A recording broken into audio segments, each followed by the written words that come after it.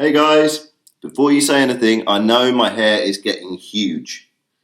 I wonder if yours is too. Well, I wonder if you're lucky enough to have someone in your house who can cut your hair for you. So, we were in the palace and the BFG and Sophie were having breakfast with the Queen. During the next 20 minutes, a whole relay of footmen were kept busy hurrying to and from the kitchen, carrying third helpings and fourth helpings and fifth helpings of fried eggs and sausages for the ravenous and delighted BFG. When the BFG had consumed his 72nd fried egg, Mr. Tibbs sidled up to the Queen. He bent low from the waist and whispered in her ear, "Chef sent his apologies, Your Majesty, and he says he has no more eggs in the kitchen." "What's wrong with the hens?" the Queen said. "Nothing's wrong with the hens, Your Majesty," Mr. Tibbs whispered. "Then tell them to lay more," the Queen said. She looked up at the BFG. "Have some toast and marmalade while you're waiting," she said to him. "The toast is finished," Mr. Tibbs whispered, "and Chef says there's no more bread." "Tell him to bake more," the Queen said. While all this was going on, Sophie had been telling the Queen absolutely everything about her visit to Giant Country. The Queen listened appalled. When Sophie had finished, the Queen looked up at the BFG, who was sitting high above her. He was now eating a sponge cake. "Big friendly giant," she said. "Last night those man-eating brutes came to England. Can you remember where they went the night before?" The BFG put a whole round sponge cake into his mouth and chewed it slowly while he thought about this question. "Yes, Magister," he said. "I do think I is remembering where they said they was going the night before last. They was galloping off to Sweden for the sweet and sour taste." "Fetch me a telephone," the Queen commanded. Mr. Tibbs placed the instrument on the table. The Queen lifted the receiver.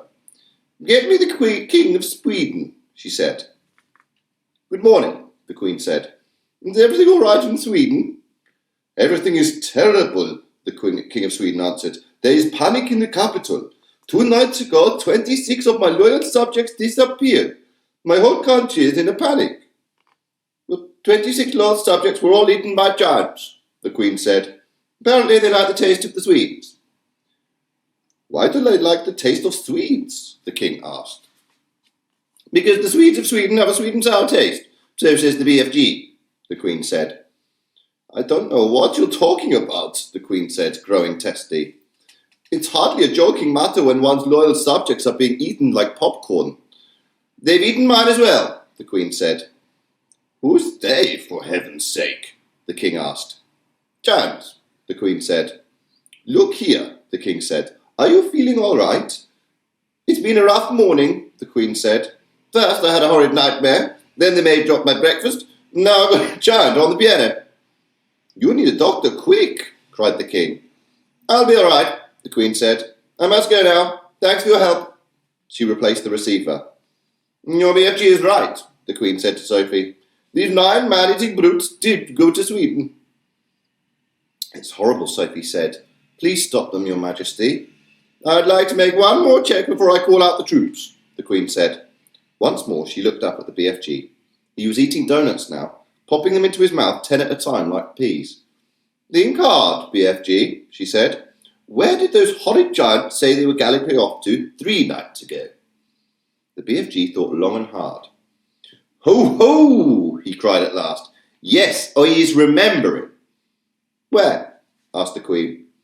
"One was after Baghdad," the BFG said. "As they is galloping past my cave, Flesh Lump Eater is waving his arms and shouting at me, 'I's after Baghdad, and I's going to Baghdad and Mum, and every one of their 10 children as well.'" Once more the Queen lifted the receiver. "Get me the Lord Mayor of Baghdad," she said. "And if they don't have a Lord Mayor, give me the next best thing." In 5 seconds, a voice was on the line. "Here's the Sultan of Baghdad speaking," the voice said. "Listen, Sultan," the Queen said. "Did anything unpleasant happen in your city 3 nights ago?" "Every night unpleasant things are happening in Baghdad," the Sultan said. "We're chopping off people's heads like you were chopping parsley."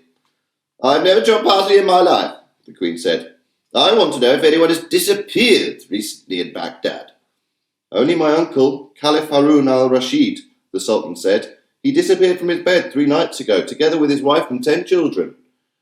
"There you is," cried the BFG, whose wonderful ears enabled him to hear what the Sultan was saying to the Queen on the telephone. "Flesh Lump Eater did that one. He went off to Baghdad and Mum and all the little kiddles. The Queen replaced the receiver. That proves it, she said, looking up at the BFG. Your story is apparently quite true. Summon the head of the army and the head of the Air Force immediately. The plan. The head of the army and the head of the Air Force stood at attention beside the Queen's breakfast table. Sophie was still in her seat, and the BFG was still high up on his crazy perch. It took the Queen only 5 minutes to explain the situation to the military men. I knew there was something like this going on, Your Majesty, the head of the army said. For the last 10 years, we have been getting reports from nearly every country in the world about people disappearing mysteriously in the night. We had one only the other day from Panama. For the hatty taste, cried the BFG. And one from Wellington in New Zealand, said the head of the army. For the booty flavour, cried the BFG. What is he talking about? Said the head of the Air Force. Work it out for yourself, the Queen said. What time is it? 10 a.m? In 8 hours, those 9 bloodthirsty brutes will be galloping off to gobble up another couple of dozen unfortunate wretches. They have to be stopped. We must act fast. We'll bomb the blighters, shouted the head of the Air Force. We'll mow them down with machine guns, cried the head of the army. I do not approve of murder, the Queen said. But they are murderers themselves, cried the head of the army. There is no reason why we should follow their example, the Queen said. 2 wrongs don't make a right. 2 rights don't make a left, cried the BFG. We must bring them back alive, the Queen said. How? The 2 military men said together. They are all 50 feet high. They'd knock us down like 9-pins. Wait, cried the BFG. Hold your horseflies. Keep your skirts on. I think I has the answer to the maiden's hair. Let him speak, the Queen said. Every afternoon, the BFG said, all these giants is in the land of Noddy. I can't understand a word this fella says, the head of the army snapped. Why don't he speak clearly? He means the land of Nod, Sophie said. It's pretty obvious. Exactly, cried the BFG. Every afternoon all these 9 giants is lying on the ground snoozling away in a very deep sleep. They is always resting like that before they is galloping off to guzzle another helping of human beings. Go on, they said. So what? So what you soldiers has to do is creep up to the giants while they are still in the land of Noddy and tie their arms and legs with mighty ropes and wonkin chains.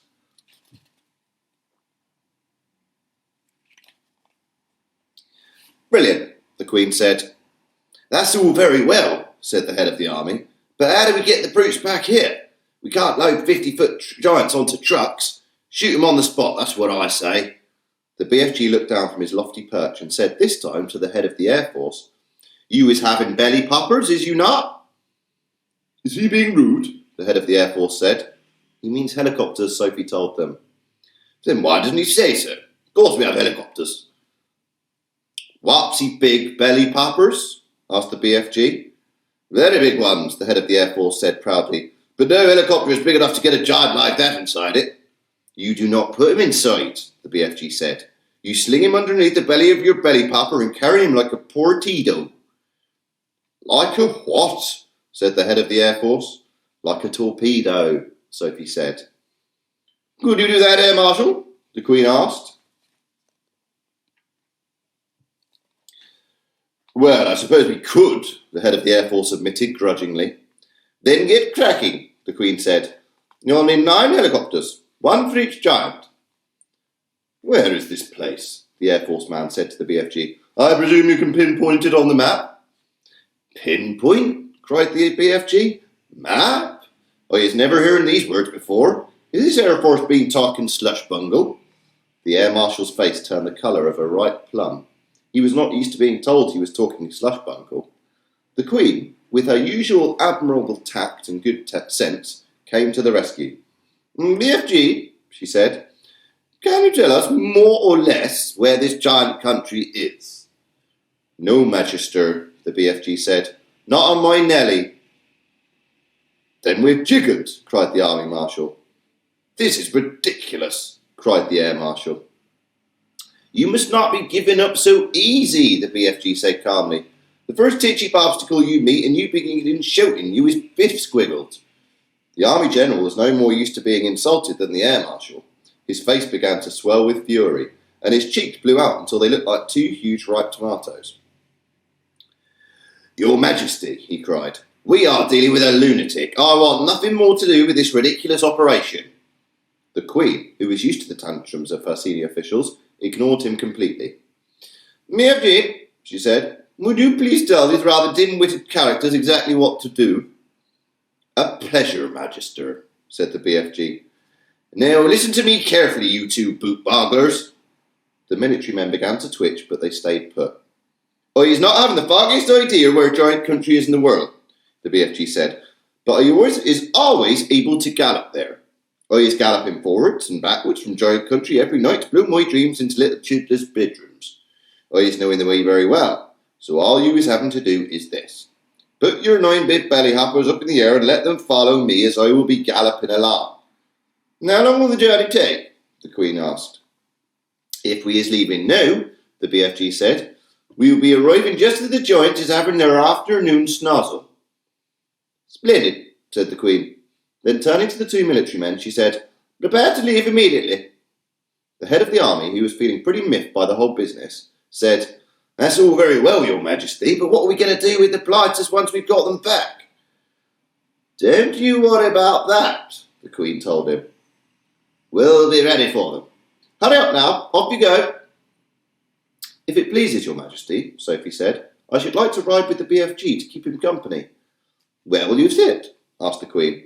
"In his ear," Sophie said. "Show them, BFG." The BFG got down from his high chair. He picked Sophie up in his fingers.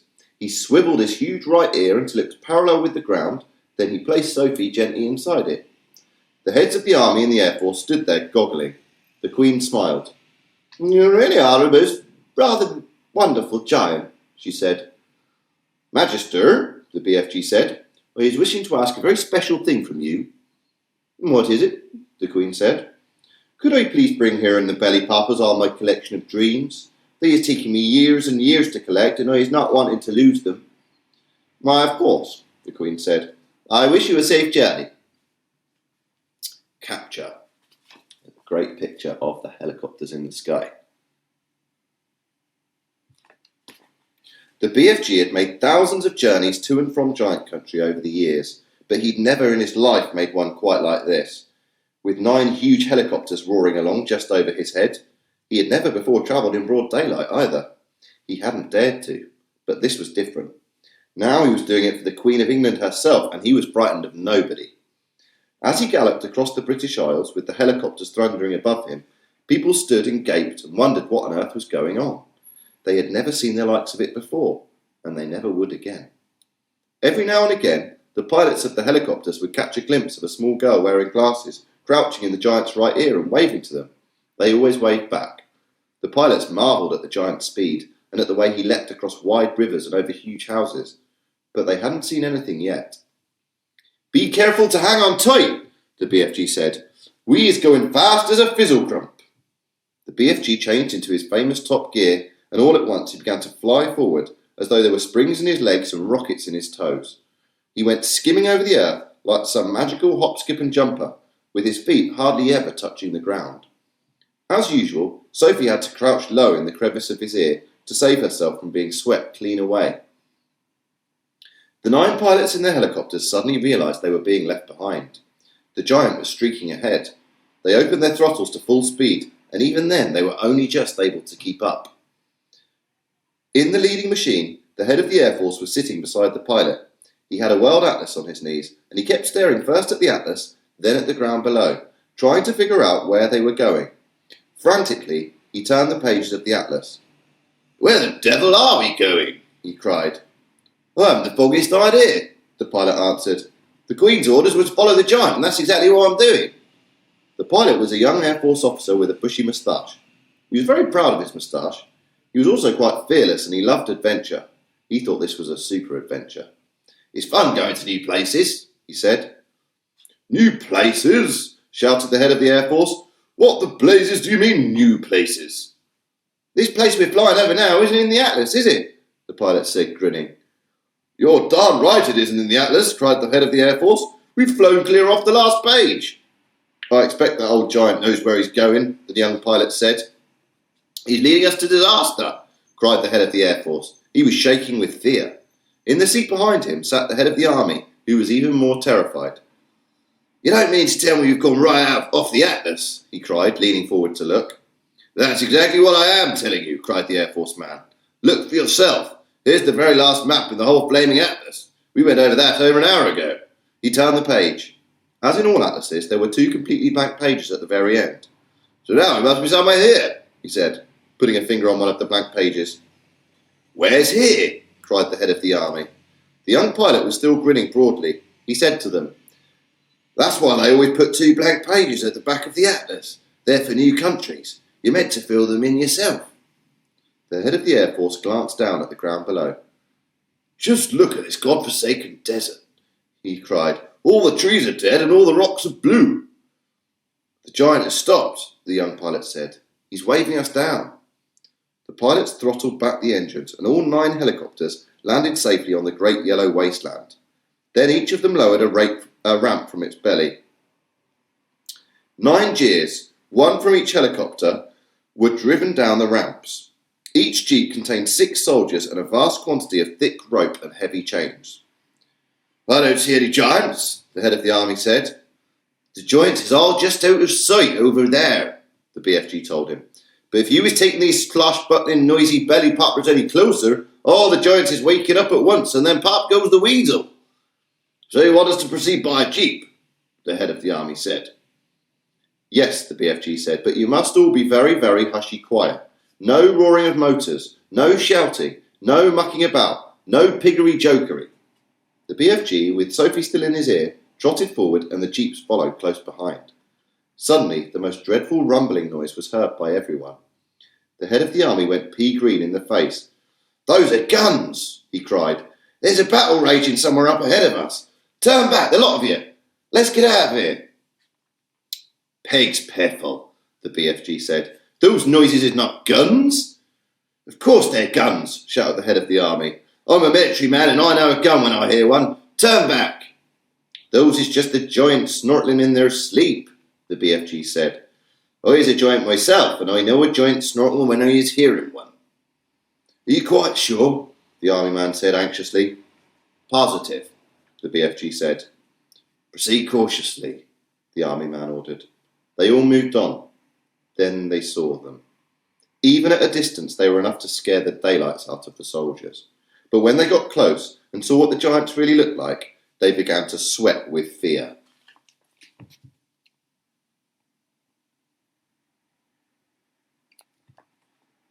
Nine fearsome, ugly, half-naked, 50-foot-long brutes lay sprawled over the ground in various grotesque attitudes of sleep, and the sounds of their snoring was indeed like gunfire in battle. The BFG raised a hand. The jeeps all stopped. The soldiers got out. What happens if one of them wakes up? Whispered the head of the army, his knees knocking together with fear. If any of you is waking up, he'll gobble you down before you can say nat jive, the BFG answered, grinning hugely. Me is the only one what won't be gobbled up because giants has never eaten giants. Me and Sophie is the only safe ones because I is hiding her if that happens. The head of the army took several paces to the rear. So did the head of the Air Force. They climbed rather quickly back into their jeep, ready to make a fast getaway if necessary. Go forward, men, the head of the army said. Go forward and do your duty bravely. The soldiers crept forward with their ropes and chains. All of them were trembling mightily. None of them dared speak a word. The BFG, with Sophie now sitting on the palm of his hand, stood nearby watching the operation. To give the soldiers their due, they were extremely courageous. They were 6 well-trained, efficient men working on each giant, and within 10 minutes, 8 out of the 9 giants had been trussed up like chickens and were still snoring contentedly.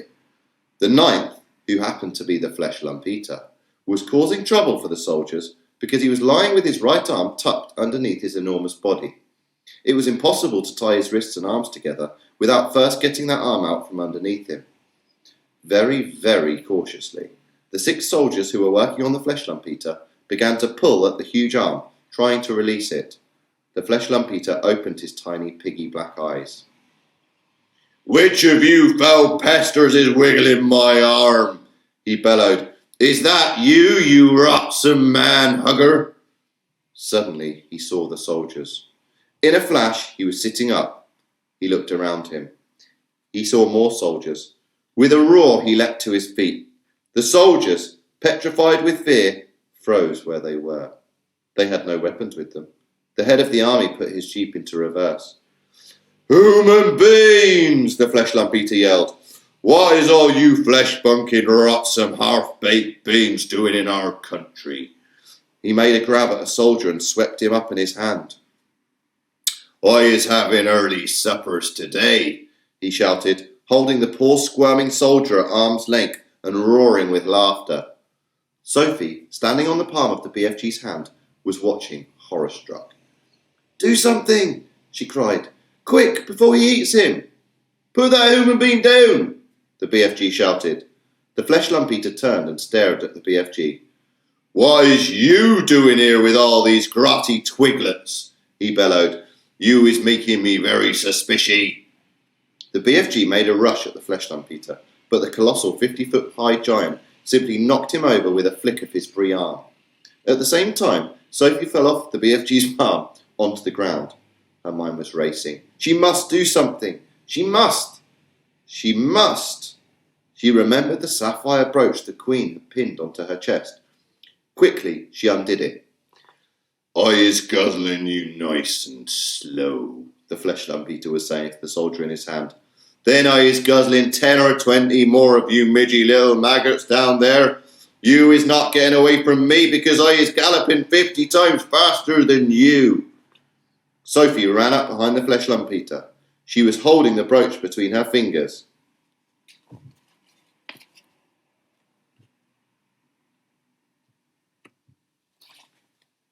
When she was right up close to the great naked hairy legs, she rammed the 3-inch long pin of the brooch as hard as she could into the flesh lump eater's right ankle. It went deep into the flesh and stayed there. The giant gave a roar of pain and jumped high in the air. He dropped the soldier and made a grab for his ankle. The BFG, knowing what a coward the flesh lump eater was, saw his chance. "You was bitten by a snake," he shouted. "I seed it biting you. It was a frightsome poisonous viper. It was a dreadly dungerous vine-screen viper." "Save our souls," bellowed the flesh lump eater. "Sound the crumpets. I was bitten by a septitious venomous vine-screen viper." He flopped to the ground and sat there, howling his head off and clutching his ankle with both hands. His fingers felt the brooch. "The teeth of the dreadly viper is still sticking into me," he yelled. "I is feeling the teeth sticking into my anklet." The BFG saw his second chance. "We must be getting those viper's teeth out at once," he cried. "Otherwise you is deader than duck soup. I is helping you." The BFG knelt down beside the flesh lump eater. "You must grab your anklet very tight with both hands," he ordered. "That will stop the poisonous juices from the venison viper going up into your leg and into your heart." The flesh lump eater grabbed his ankle with both hands. "Now close your eyes and grittle your teeth and look up to heaven and say your prayers while he is taking out the teeth of the venison viper," the BFG said. The terrified flesh lump eater did exactly as he was told. The BFG signalled for some rope. A soldier rushed it over to him. With both the flesh lump eater's hands gripping his ankle, it was a simple matter for the BFG to tie the ankles and hands together with a tight knot.